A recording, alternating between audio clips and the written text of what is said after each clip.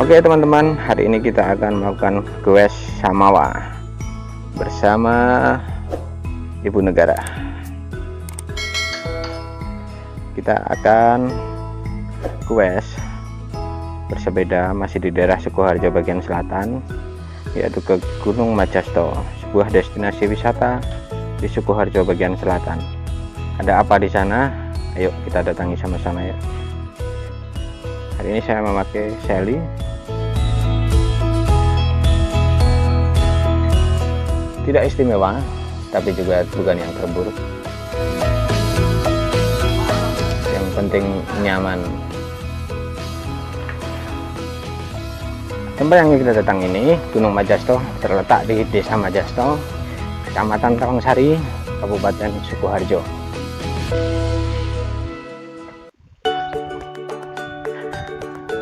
Masih sama ketika kita berbicara tentang gunung di daerah Jawa, jangan pernah membayangkan bahwa semua yang disebut gunung di Jawa itu dia akan seperti Gunung Merapi, Gunung Lawu, dan gunung-gunung besar lainnya. Karena pernah saya bahas di video saya sebelumnya bahwa di masyarakat Jawa itu tidak ada istilah bukit. Jadi setiap tanah yang lebih tinggi otomatis akan disebut gunung.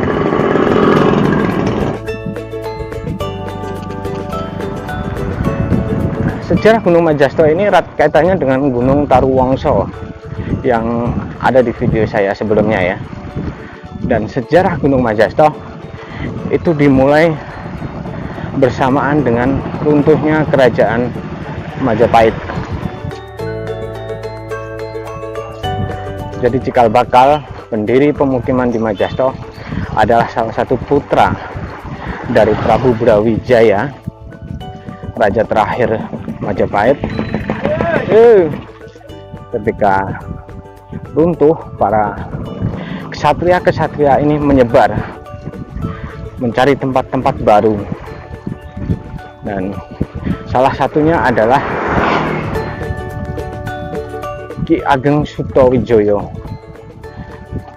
yang dituakan cikal bakal yang ada di Gunung Majasto.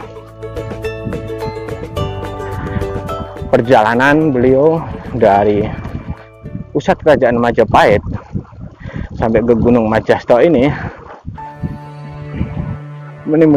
meninggalkan banyak situs-situs sejarah. Salah satunya masjid. Beliau mendirikan masjid di Desa Tegalampel, Kecamatan Karangdowo, Kabupaten Klaten. Setelah itu terus beliau berkelana lagi sampai di Desa Ponowaren. Sebentar, kalau kita lihat Gunung Majasto adalah seperti yang teman-teman lihat, ada gundukan. Nah, itu yang akan kita datangi. Nah, kembali pada sejarah Ki Ageng Sutowijoyo, di Ponowaren pun banyak meninggalkan jejak situs sejarah, termasuk memberikan nama Ponowaren. Itu juga dari beliau. Terus karena di Ponowaren juga ada bukit Sergan, terus juga ada desa angin-angin. Nah, itu termasuk dalam sejarah peninggalan beliau. Akhirnya dari Ponowaren beliau berjalan ke utara, sampailah di Gunung Majasto. Nah, di sini beliau akhirnya menetap dan mendirikan pemukiman di puncak bukit tersebut, bahkan mendirikan masjid. Dan yang luar biasa, masjid yang ada di Gunung Majasto ini, menurut cerita, mungkin teman-teman bisa mengoreksi kalau misalnya saya salah, itu adalah masjid yang ada di Tegalampel. Beliau dirikan itu dipindah secara keilmuan, ilmu yang tinggi dipindah, diangkat gitu, lalu ditaruh di atas Gunung Majasto ini. Akhirnya Beliau mempunyai seorang putri, anak perempuan, yang dinikahkan dengan Ki Ageng Banjaransari dari Gunung Taruwangsa.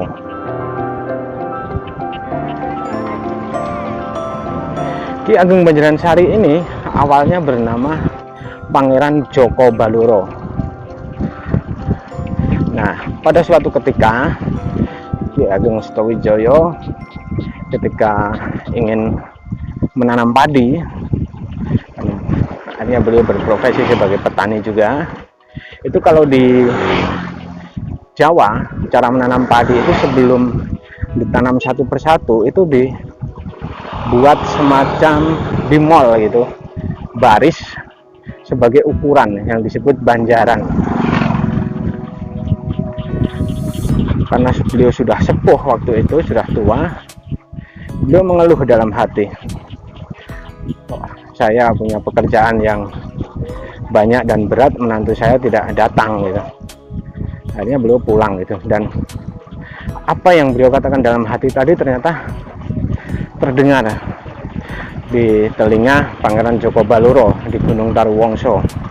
Akhirnya dengan kesaktiannya, hanya dalam sekejap beliau mengerjakan banjaran, yaitu membuat sebuah acuan panjang untuk menanam padi, yaitu dengan sebagai ukuran ya itu, dan itu dilakukan dalam hitungan sekejap.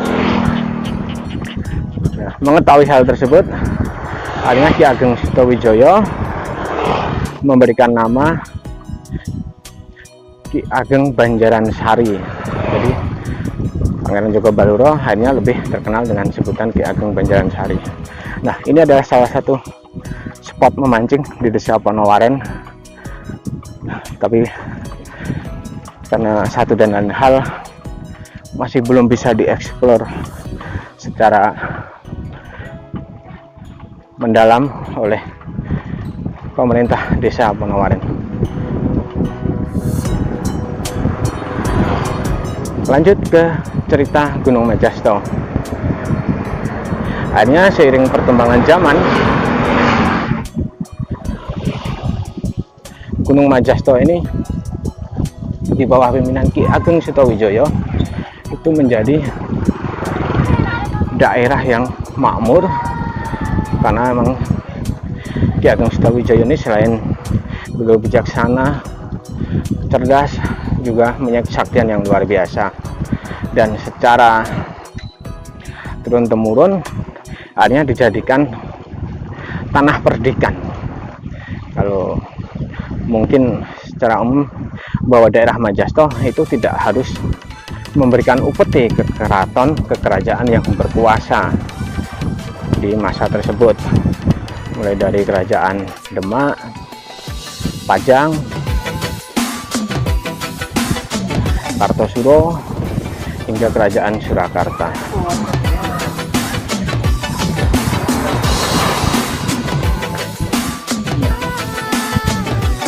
Tanah perdikan atau bumi Majasto ini juga disebut bumi arum Majasto atau tanah harum. Kenapa? Karena di puncak dari Gunung Majasto ini terdapat sebuah makam Ki Ageng Sutawijaya beserta keluarganya, dan juga makam warga Majasto. Nah, itu uniknya, galian liang lahat yang ada di makam tersebut itu hanya setengah meter, tidak lebih. Tapi walaupun hanya setengah meter, jasad yang dimakamkan di situ tidak mengeluarkan bau busuk, sehingga Gunung Majasto atau kawasan Majasto akhirnya dikenal dengan nama Bumi Arum Majasto. Perkembangan di era modern, Desa Majasto ini akhirnya menjadi sebuah industri pertokoan, khususnya di bidang fashion, baju, pakaian. Jadi sepanjang jalan utama Desa Majasto yang mengarah ke Gunung Majasto itu di kanan kirinya banyak sekali toko pakaian. Seperti ini contohnya.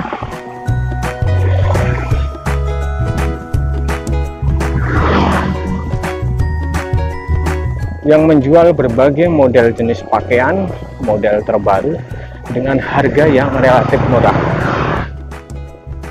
Sehingga Desa Majasto ini menjadi tujuan dari banyak sekali dari lintas kabupaten, dari Klaten, Wonogiri, itu pada datang ke sini untuk berbelanja pakaian. Dan perkembangan dari toko pakaian yang begitu pesat di sini itu akhirnya menarik perekonomian lain seperti ini, warung-warung makan, jajanan-jajanan, dan sehingga perekonomian di kawasan Gunung Majasto akhirnya menjadi hidup. Seperti ini suasana di sore hari kalau kita bersepeda ke Gunung Majasto. Ramai sekali ya.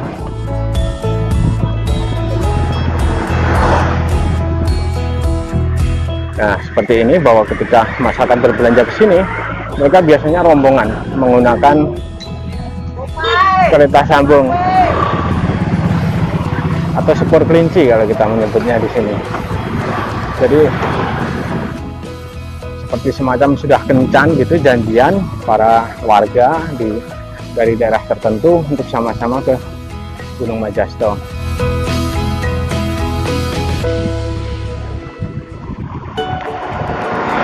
Selain itu, beberapa tahun yang lalu di puncak Gunung Majasto juga dibangun museum oleh sebuah yayasan. Dan museum ini menyimpan berbagai barang-barang sejarah, semacam ada senjata dan lain sebagainya. Saya sendiri belum pernah masuk, tapi nanti kita lihat di sana.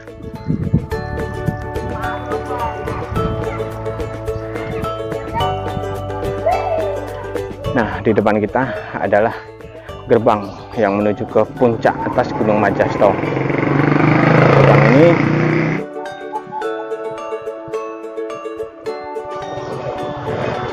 sangat ikonik Majasto dan ada tangga yang akan membawa peziarah ke puncak. Dan di sini tangga ini sering menjadi tebak-tebakan jumlahnya. Berapa jumlah anak tangga, dan bila ada yang bisa menebak dengan benar, mitos mengatakan dia mempunyai keberuntungan. Teman-teman mau ke sini, silahkan.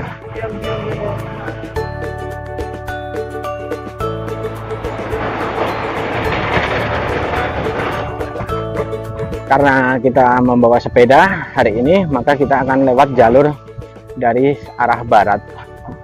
Jalur dari arah barat ini bisa dilalui sepeda dan juga kendaraan bermotor. Jadi kita mengitari Gunung Majasto ini dari sebelah utara dulu.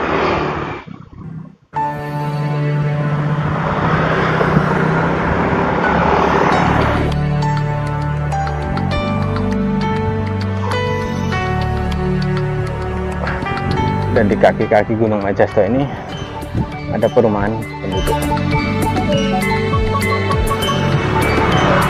seperti villa ya.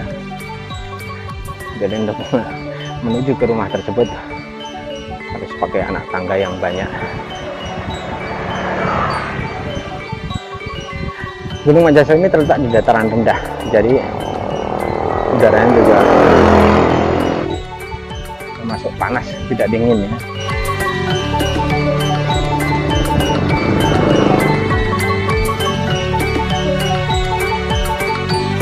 Terus juga kanan. Gitu mas, itu kali aku. Oke, kita memasuki Gunung Majasto dari arah barat. Jalannya menanjak.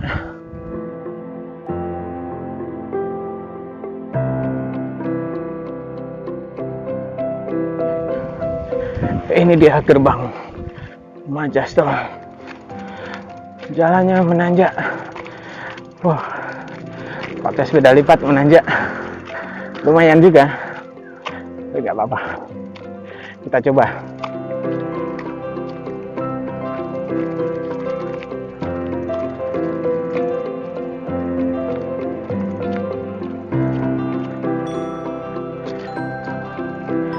Menanjak lagi.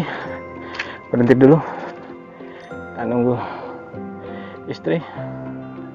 Dan istri saya menonton sepedanya. Lihat pemirsa. Lihat teman-teman. Berat sekali perjuangannya.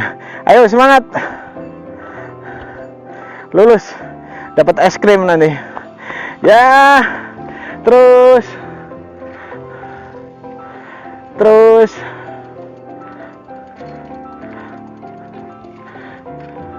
Biarkan naik duluan. Dan ternyata ini jangan ditiru ya teman-teman, jangan ditiru.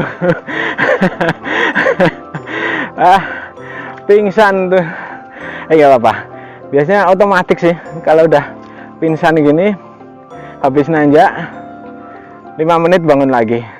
Kita biarkan aja. Semangat. Akhirnya saya ikut nonton juga.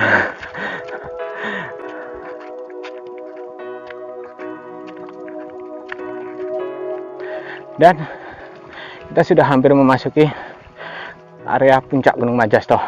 Di sini sudah dibikin area parkir yang sangat luas dan juga bagus, bersih. Ada gazebo juga untuk istirahat. Dan di sebelah kiri ini merupakan area masjid dan makam. Karena masih pandemi corona, maka untuk peziarah belum diperbolehkan demi keamanan bersama.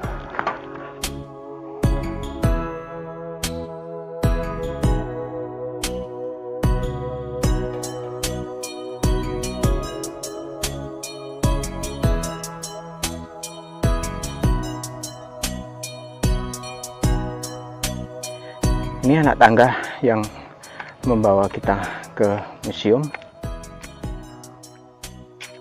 Jadi seperti ini suasananya ya teman-teman. Di sini ada makam. Dan itu adalah makam utama Ki Ageng Sutowijoyo. Dan ini museum yang dibangun oleh Yayasan Jenderal TNI Purnawirawan Muldoko.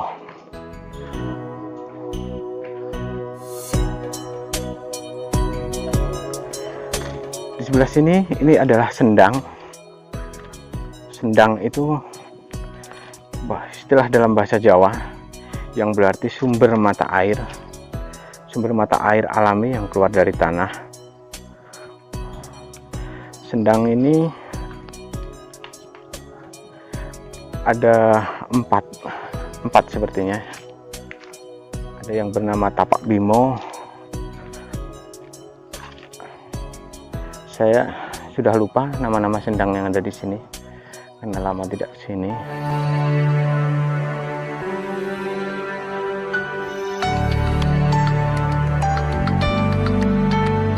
Bangunan museum ini dia tidak langsung dibangun pondasinya ke tanah, tapi memakai tiang-tiang.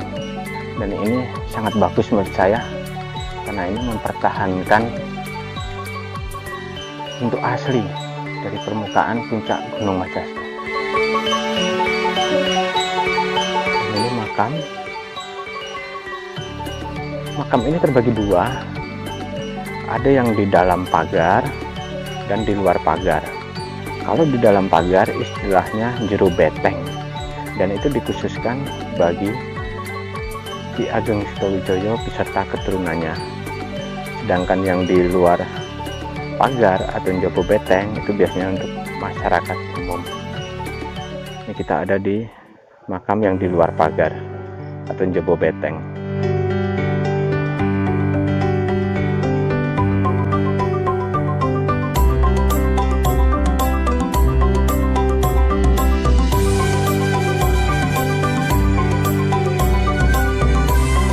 Kalau minggu pagi tempat ini ramai untuk dijadikan tujuan bersepeda.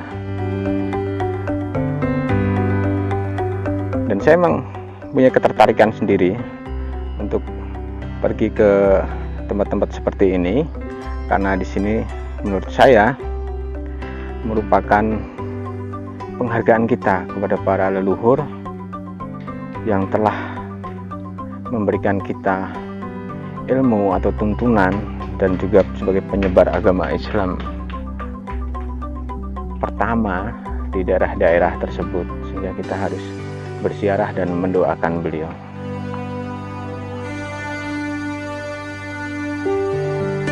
Di selatan gunung ini terdapat sebuah batu, disebut batu kandang karena dikeramatkan oleh masyarakat sini. Dan di sisi selatan gunung ini juga terdapat aliran Sungai Dengkeng. Sungai Dengkeng itu sungai dari arah Banyu Biru bagian hulu yang nanti bermuara ke Bengawan Solo juga. Dan di sungai itu dulu sejarahnya Raden Djoko Tingkir atau Sultan Hadiwijaya, pendiri Kesultanan Pajang, beliau berguru kepada salah satu sesepuh di daerah Banyu Biru, dan akhirnya setelah lulus untuk ke perjalanan ke Demak, beliau naik rakit melewati Sungai Dengkeng ini. Nah, setelah sampai di kaki Gunung Majasto bagian selatan, beliau beristirahat dan rakit beliau itu supaya tidak hanyut hanya ditindih satu buah isi buah asem. Jadi isi buah asem atau disebut klungsu, agar tidak hanyut. Nah, setelah selesai beristirahat, beliau lanjut perjalanan ke Demak. Klungsu tadi itu tumbuh menjadi pohon asem yang besar, dan itu terletak di sebelah selatan Gunung Majasto ini, di sisi Kali Dengkeng. Rakit beliau terus berlanjut sampai ke Bengawan Solo di daerah sebelah utara Gunung Majasto, di daerah masuk wilayah Tambak Boyo. Nah, itulah di situ Djoko Tingkir atau Sultan Hadiwijaya tadi bertemu dengan buaya dan bertarung di situ.